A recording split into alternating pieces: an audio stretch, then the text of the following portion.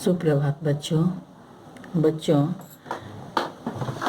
पिछली कक्षा में आपने अपने नवीन संकल्प की पुस्तक से पाठ 10 की जो लघु उत्तरीय प्रश्न थे मुक्से के अंतर्गत जो लघु उत्तरीय प्रश्न थे, इसके बारे में आपने जाना था पिछली कक्षा में। तो इसी क्रम में आगे बढ़ते हुए मैं आज लेखनी से के अंतर्गत जो दीर्घ उत्तरीय प्रश्न हैं, इन प्रश्नों के उत्तर पर मैं प्रकाश डालूंगी। इन प्रश्नों के उत्तर के बारे में आज हम जानेंगे, ठीक है। तो आइए सबसे पहला प्रश्न हम लेते हैं, प्रश्न संख्या 1। प्रश्न संख्या 1 क्या है? प्रश्न संख्या 1 है, तेनालीराम राजा के प्रिय क्यों थे? दो प्रश्न है इसी में, देखिए। दरबारी उन्हें पसंद क्यों नहीं करते थे? उन्हें किन्हें? तेनालीराम को। दरबारी तेनालीराम को पसंद क्यों नहीं करते थे? तो तेनालीराम राजा के प्रिय क्यों थे? बुद्धिमानी और चतुराई के कारण। यहाँ पर हम अपनी भी लिख सकते हैं कि अपनी बुद्धिमानी और चतुराई के कारण तेनालीराम राजा के प्रिय थे। बुद्धिमानी और चतुराई के कारण ही ना राजा उनसे बहुत प्रेम करते थे, राजा उनका बहुत सम्मान करते थे। कहानी आपने पढ़ी है, आप जानते हैं। अपनी बुद्धिमानी और चतुराई के कारण तेनालीराम राजा के प्रिय थे। राजा के अत्यंत प्रिय होने के कारण अन्य दरबारियों को उनसे ईर्ष्या होती थी। अन्य दरबारी उनसे ईर्ष्या करते थे कि राजा इनको इतना सम्मान क्यों देते हैं। तो राजा के अत्यंत प्रिय होने के कारण अन्य दरबारियों को उनसे ईर्ष्या होती थी, इसलिए दरबारी उन्हें पसंद नहीं करते थे। प्रश्न है ना कि दरबारी उन्हें पसंद क्यों नहीं करते थे?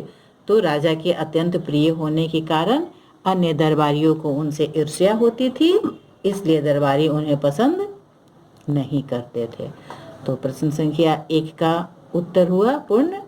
अब आइए प्रश्न संख्या 2 की ओर चलते हैं। प्रश्न संख्या 2 बहुत ही आसान है। सभी दरबारी धुएं को कैसे नाप रहे थे? तो आपने देखा था कैसे नाप रहे थे।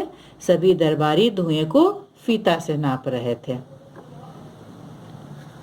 बाकी चीजें जो होती है जैसे कपड़े इत्यादि हम फीता से नापते हैं, लंबाई नापनी होती है तो, लेकिन धुएं को तो नापना कठिन है ना, क्योंकि धुआं तो स्थिर रहेगा नहीं अपनी जगह पर।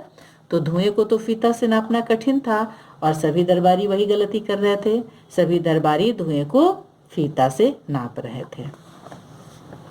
तो आइए अब आगे चलते हैं प्रश्न संख्या 3 की ओर।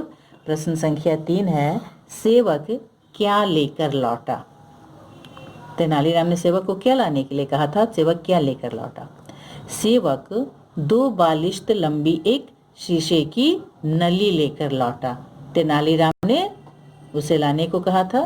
सेवक 2 बालिश्त लंबी एक शीशे की नली लेकर लौटा। प्रश्न संख्या 3 का उत्तर हुआ पूर्ण। अब आइए देखिए प्रश्न संख्या 4। तेनालीराम ने धुएं को कैसे नापा? बाकी अन्य दरबारी तो फीता से नाप रहे थे, तेनालीराम ने कैसे नापा? तेनालीराम ने 2 बालिश्त लंबी एक शीशे की नली लेकर तथा उसमें अगरबत्ती का धुआं भरकर उसे नापा। उसे किसे? धुएं को नापा। यहाँ हम धुएं भी लिख सकते हैं, धुएं को नापा, ठीक है। तेनालीराम ने 2 बालिश्त लंबी एक शीशे की नली लेकर तथा उसमें अगरबत्ती का धुआं भरकर उसे नापा।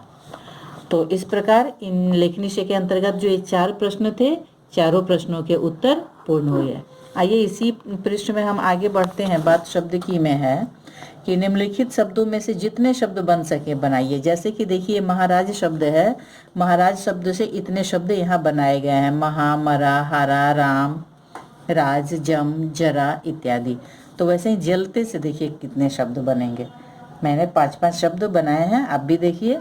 जैसे आपके दिमाग में हो सकता है और भी अधिक शब्द आए तो आप बनाइएगा। मैंने बनाया जलते से, देखिए जल, तल, किसी भी चीज़ के नीचे की सतह को तल कहते हैं, तल, लत, लत मतलब होता है आदत, लत, तेल, तेज।